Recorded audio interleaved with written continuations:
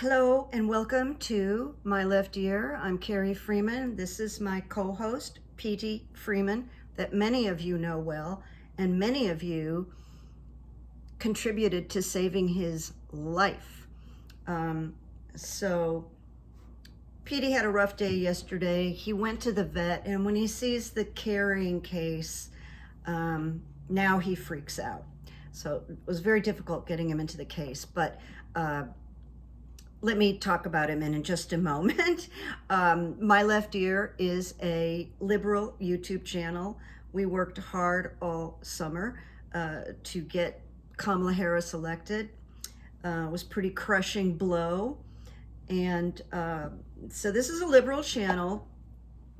And it's called My Left Ear because I do a lot of intuitive work. I get a lot of information through my left ear. So that's why it's called my left ear. And this is video 245. It's January 8th. And just to tell you very quickly that Petey and I went to the vet yesterday so the vet could check on his wound, which is way back near his anus. And he does not like that area touched. But he's getting his stitches out next week. And the wonderful vet, who I just really like, was happy with his healing and his wound area. So that made mommy feel really good. Sometimes I have the plastic cone on him, and sometimes I have the donut, because plastic, it really keeps him away from the wound, but it's just so painful and uncomfortable for him. All right, that's the update on Pete. So I have heard from people that wanted to know if I was okay. And in fact, it even delayed my getting this video launched because I kept getting long distance phone calls, and I'm fine. Where I live is pretty far away from the Pacific Palisades, but this affects me very deeply. My first home, when I moved to California from college, I guess this is gonna bore him. We'll see. Pete, you sure you don't wanna come back? Come on, don't show people your butt. Come back here. Come back here. Come back here. What he really wants to do is get on my lap, but he can't do that right now. All right, so when I drove from Las Vegas to California to make my move here, I drove to Pacific Palisades, where my grandmother had an apartment. If anybody knows this area, the apartment was on El Medio Street at Sunset Boulevard, right above the Palisades High School. And I lived there for 6 months. Everything I knew about the Palisades is completely gone. And I'm heartbroken. Where do I begin? The day that let me just say this. Right now, as one is driving west on Sunset Boulevard and you enter the Pacific Palisades, there's a lot of lovely homes on Sunset, but not like extravagant homes. There's a Ralph's Market, a Gelson's Market. Maybe some of you don't know Gelson's, but on the West Coast, it's a kind of a fabulous supermarket. And a lot of businesses and little cafes and restaurants are on Sunset as you enter the Palisades. All gone. All gone. All the businesses, the 2 grocery stores, the famous pharmacy that everybody uses is there, called the Bay Pharmacy, or it was called the Bay Pharmacy, have been destroyed. Among other parts of it, but it's devastating to think of driving through there and it's all burnt down. Whew. So the day I arrived at my grandma's house, it was my birthday, October 3rd, and my phone rang, her phone rang. There were no cell phones. And it was someone I had met when I was in Las Vegas, working at a casino to earn enough money to come to California. Was the production manager at the theater called the Mark Taper Forum, famous theater at the Music Center. And he said, I got a little job for you for like $60 a week. You'd be picking up Walter Matthau and Maureen Stapleton. Now, Maureen Stapleton was an older actress who won an Oscar for the movie Reds, directed by Warren Beatty, and drive them to the Mark Taper Forum to rehearsals. And that's what you're going to do. And then run any errands that needed to be run. So, like my second day in California, I found myself driving over to Walter Matthau's house in the Palisades, but it wasn't a house, it was an estate, okay, with a guest house in the back, very beautiful, pristine. And I have a whole story about picking them up and meeting Walter Matthau, but it's X-rated because Walter was one of the most wonderful people I've ever met. Generous, funny, super smart.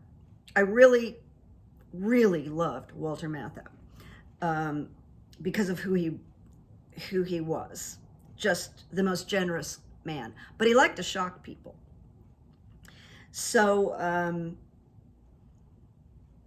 I found that out that morning. He got into the back seat of my car and he was about 6'3", and I had a little what was that car called? They don't even make them anymore. A Gremlin. It was an orange Gremlin. And when Walter folded himself into the back seat of my car because his cars were in the shop. So when I got there, the butler said, Mr. Matthau's going to drive with you. And I'm like, okay. So he folds himself up into the back seat. And this is my introduction. And he says, Jesus Christ, what'd you pay for this piece of shit? And I think because my dad was a comic, that wasn't really shocking or intimidating to me. But I said, oh, Mr. Matthau, my dad bought it for me, and I think maybe it was around $3,000. And he said, are you kidding me? The radio in my car cost $3,000. And then we were off and running, and I learned about Walter. Now, he said X-rated things in the car, not directed at me, just a shock. But he turned out to be the most wonderful, generous human being. And my job was only to stay there through rehearsals. And he went to production and said, I need Carrie backstage for the run of the show because I might forget my lines. Well, he never forgot his lines. He did that to keep me around. So because of that, my history was very deep with the Pacific Palisades. And I'll just tell you one. I do have runes today, by the way, but I'm going to tell you this story. First off, I spent the night at his house once in the guest house because when I drove Maureen home after the show one night, there was a big thunderstorm. And so I spent the night in Walter Matthau's guest house with Maureen Stapleton. But years later, my sister-in-law came out to visit me in California, and I drove her into the Palisades, and I said, you want to see where Walter Matthau lives? Sure, she said. So we drove over to his house, beautiful street on Toyopa Drive, parked, lots of trees, parked in the shade, and we looked at his estate, and she said, oh my God, it's beautiful, blah, blah, blah. Well, a car pulled up in front of that house, and it was Walter with his sheepdog. He used to take his sheepdog everywhere and on lots of walks. He was very well known in the Palisades for walking his sheepdog. And he sees us. And he gets out of the car, and he's like 6'3", 6'4", and he walks over in shorts. And I rolled down my window and I said, hey, Walter. I said, he remembered me. We had run into each other a few times, and he always remembered me, which is remarkable. But we had a great bond. He was just so kind to me. And so I said, hi, Walter, my sister-in-law's here from Chicago, and I was just showing her your beautiful home. So he reaches into the window and says, hi, how are ya? And she was like just stunned. And he said, yeah, we bought the house next door. And he pointed to it. He said, because my wife needed more bathroom space. Well, that's just the way he talked, and he was so funny and wry. So we chatted with him, and he went on his way. And his son, Charlie, who he madly adored, inherited that home. And one of the reasons I'm telling you this is because I'm 99% certain that home burned down. It was very close to sunset. It's right in the center of this fire, and it brought back a lot of memories, and I'm so sad. Pacific Palisades was kind of an enclave on the way to Malibu, driving west. That was just a jewel box of a neighborhood, just a jewel box, meaning pristine, beautiful, quiet, a place where a lot of celebrities lived and live, where they could walk around and not be harassed or anything like that. A really beautiful, peaceful place that I treasured. So I've been incredibly sad, impossibly sad, about all the losses there. So now I'm going to move on. If you hear a noise, it's because it's so windy here that I took Pete's litter box and brought it into the apartment, and I closed. And when I get off here, I'm going to post 2 pictures from this morning from my porch that I took. And you would think from these pictures that there was a fire in my neighborhood. But it's how all of this smoke and stuff transferred with the heavy winds. It's been loud too. So you might hear a big gust of wind that feels like it's shaking my apartment, and it is, but I'm safe. I'm safe as of today. So I picked out some runes on a few questions. I'm going to share them with you right now. So I just kind of went random with my questions. But the first question was, will Trump really invade Greenland? And I kept Canada out of these questions, and I kept the Panama Canal. I just focused on this. I can do these others, but I'll tell you through my left ear, he's not going to do anything with Panama. And maybe there might be some financial things with Canada, but he's a lot of bluster, all right? But here's what first of all, the Danish Prime Minister, Mette Frederiksen, I hope I said that correctly, is a female, rebuffed Trump's first proposal to purchase Greenland in 2019, calling it absurd. Absurd, she did. And then reiterated last Tuesday when Trump refused to rule out acquiring Greenland by force. She said Greenland belongs to the Greenlanders. So the runes really, went along with this. And so the first rune I got was the rune of opening, which is really positive, in the reversed position. And it's called Kano. That rune is called Kano. And it says, expect a darkening of the light in some situation. Something might be dying, a partnership, a marriage, or even some aspect of yourself that's no longer appropriate. It's like a death over a way of life. And in order to accept new opportunity, it's vital to face up to this consciously, Donald Trump. So there's your answer there. Not going to happen. Then I got the Gateway Rune, which is a rune of non-action. You hear that, Donnie? It's called the Gateway Rune because it represents moving from one space into another. And it shows us that we are transferring from one space to another, kind of like a marker, but it speaks of standing in the gateway ready to take a step. And it needs to be approached very carefully, delicately, and with lots of contemplation, which we know that's not Trump. But it does say deep transformational forces are at work.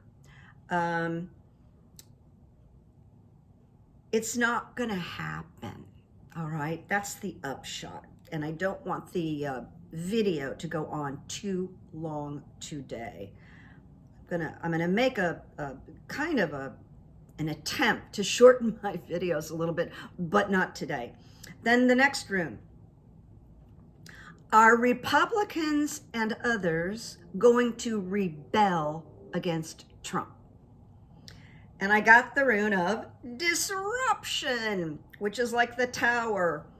And it has to do with change, freedom, invention. It's about breaking free from constricting identification.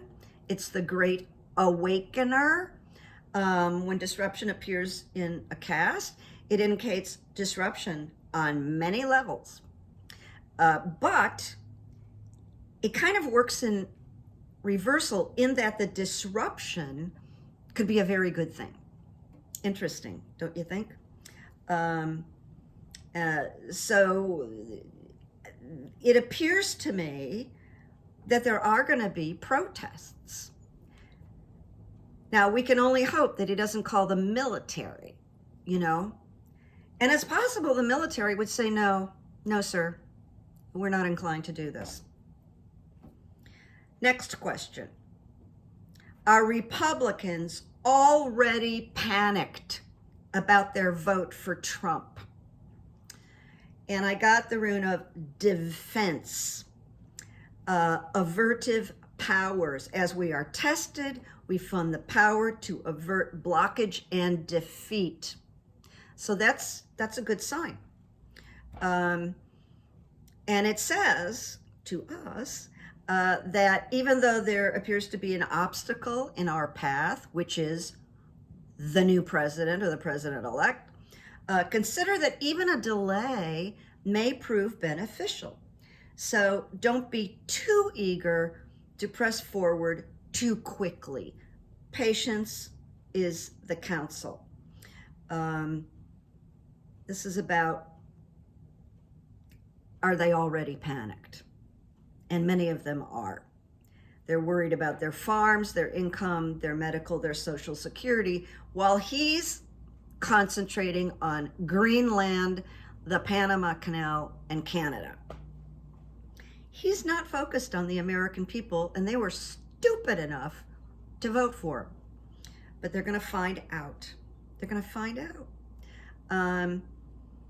So this speaks about being able to capitalize on this development, but without immediate payment. So we have to be patient. It does say, through inconvenience and discomfort, growth is promoted.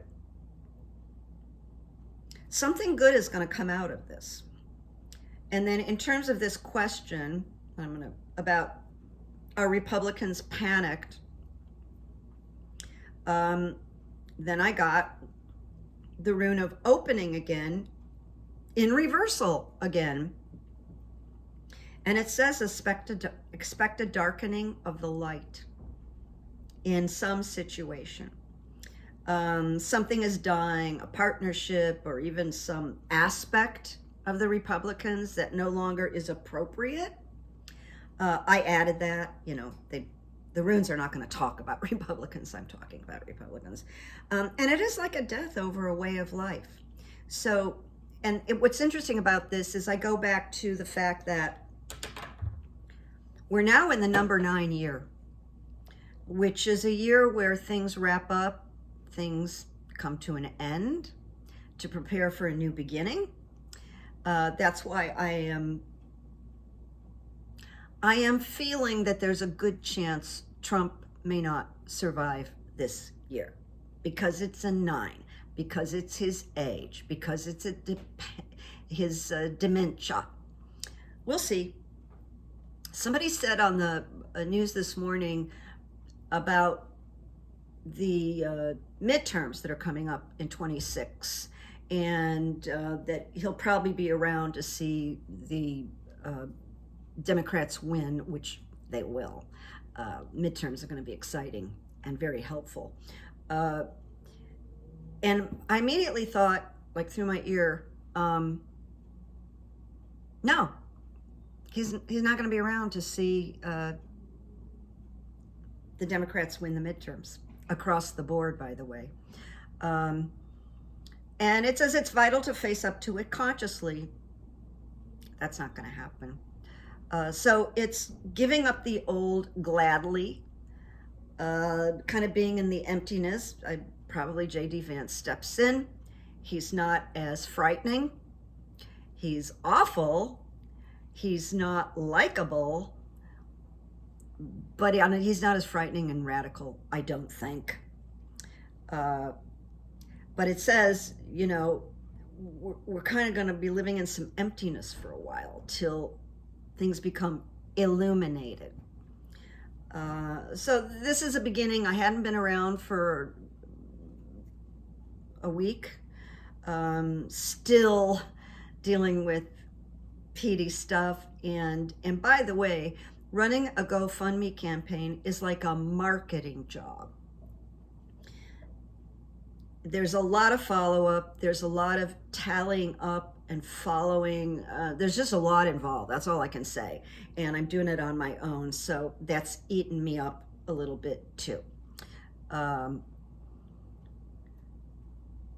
in my effort not to go too long, I'm coming to an end here. And for some reason this morning, I was just, Petey's down here by my feet, lying on his back, like so cute. He's gotten more attached to me since this illness and surgery. He's like clings to me. Now, I don't know, he might be saying, thank you, Mom, but he's very attached to me. It's very sweet. So I looked up this morning quotes on survival. I can't fathom what the residents of the Palisades are going through. I can't fathom it. It's just too horrific. My whole life, I've never seen anything happen to the Palisades. It's so heavy. So I wrote quotes on survival, and I don't know if these are truly satisfying because what's happened is so overwhelming, but let me share. Bruce Lee said, notice that the stiffest tree is most easily cracked, while the bamboo or willow survive by bending with the wind. And although I didn't write it down here, it kind of reminds me of the Stoic philosophy of amor fati, which is love of fate. And if you read about amor fati, it talks about the challenge of accepting that in the face of extreme tragedy. So I do not want to sound lighthearted, but amor fati came in to meet me on this. And I tell you, when I had my accident last March, when I fell on the pavement and crushed the right side of my body, for some reason, when I hit the pavement, I thought, amor fati. Don't ask. That's what happened to me. Then another quote, the key to survival is adaptation, which goes along with what Bruce Lee said. Then there's another one. During bad circumstances, and this is more than bad, which is a human inheritance, you must decide not to be reduced. And that would cover a lot of situations. And then 2 more quotes. Sustainability is about survival. The goal of resistance is to thrive. And then lastly, by Aristotle, the ultimate value of life depends upon awareness and the power of contemplation rather than upon mere survival. So I think that means it's a calling to go deep, a deep dive, a deep personal dive. Hard to imagine it today, but I just thought I'd share these.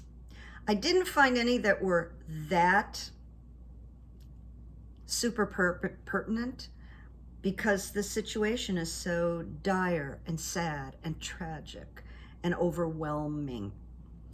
I just don't want to minimize it. I don't want you to know that. And finally, I'm thinking about good evidence. I mean, what can I possibly come up with right now? But, I went back to like simple. And I said, the kindness that all of you and friends and people from other factions have been very kind in this emergency life-threatening emergency with PD. And so, Tennessee Williams says, I've always depended on the kindness of strangers.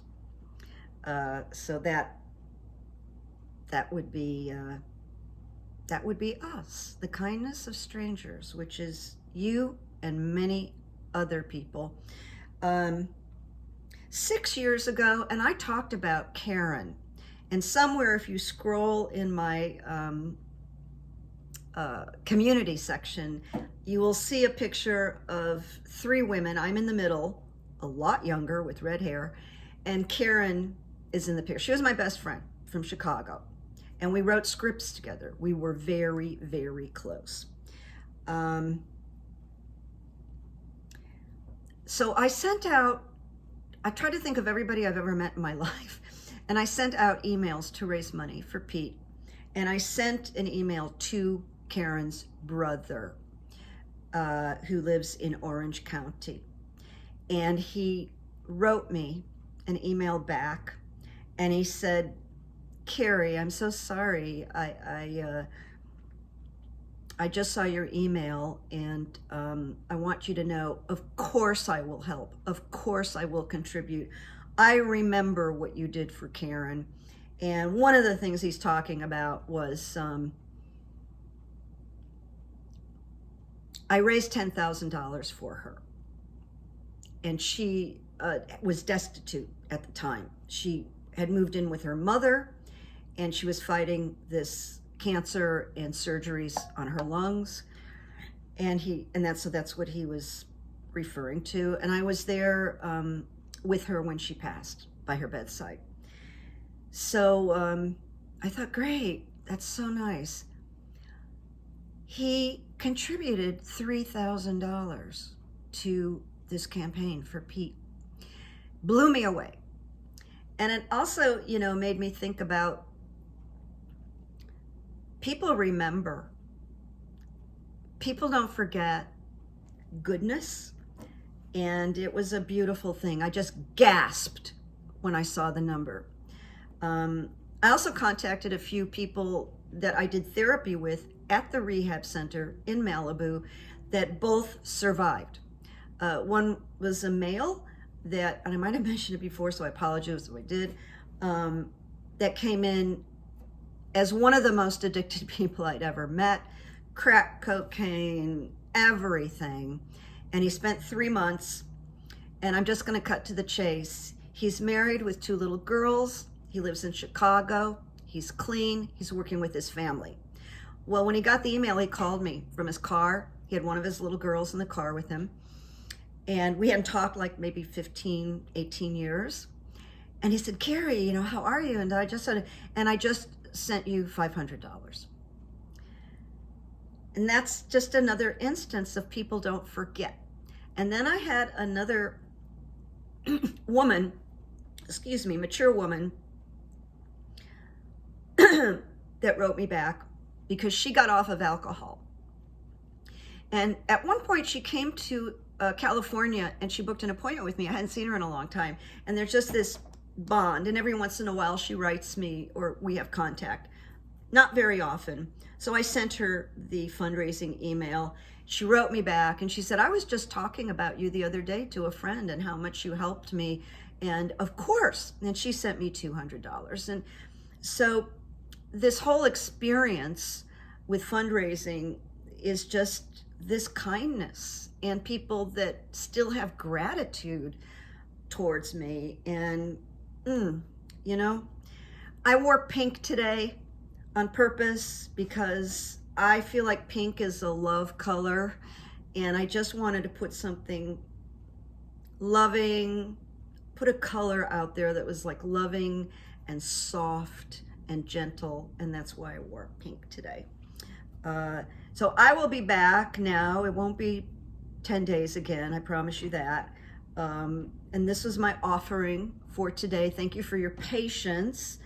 One thing that I want to say, if anybody, I'll put up the ad for the campaign again, because that's what you're supposed to do. So I'm going to do it. Because maybe there's a few people out there that didn't see my campaign or they're checking in for the first time. So you just check my community section if you want to make a donation of any kind. I've gotten like $5 up to $3,000. And I appreciate that $5 enormously because that person probably really couldn't even afford that, but they sent it to me. So that's my point. And we keep going. I'm going to also post on my community section when I get off. I'm on a second story and I have a view of Universal Studios and all kinds of things. And I went out this morning. It was very dark and nasty. And I took 2 photographs, and it tells you, even though I'm far away from the Palisades, that how it even affects where I live. You'll just probably be stunned by these 2 photos. And there's one other thing I was going to share. What is it? What is it? Well, there's a photo of Pete this morning where he's just all wrapped up in a little. You should see him. It's so cute. He's on his back underneath me with his legs spread. It's just so sweet. Thank you for caring, and I'll see you soon. And I'm okay. I'm okay. Sending you love, and let's keep an eye on things. It's crazy time, but it's a number 9 year now. And you know, I was thinking about this, and it might sound shallow, and I really don't want it to sound shallow, but it did come through that it is a number 9 year where things change radically and drop off. And I'm just kind of stunned that this tragedy happened in the Palisades in this brand new number 9 year. And it's hard to have wisdom right now. It is, because people are in shock, just absolute shock and devastated. So let us send them goodwill and good vibes. Not everybody prays, but we can just envision them surviving, rebuilding, having some good fortune. There's a lot of celebrities that live in the Pacific Palisades. Ronald Reagan lived there. Arnold Schwarzenegger, Matt Damon, lots and lots of people. And those names will come out because a lot of people, their homes didn't survive it. So let's send them love and goodwill and healing. And I will talk to you soon. Bye-bye. Bye-bye.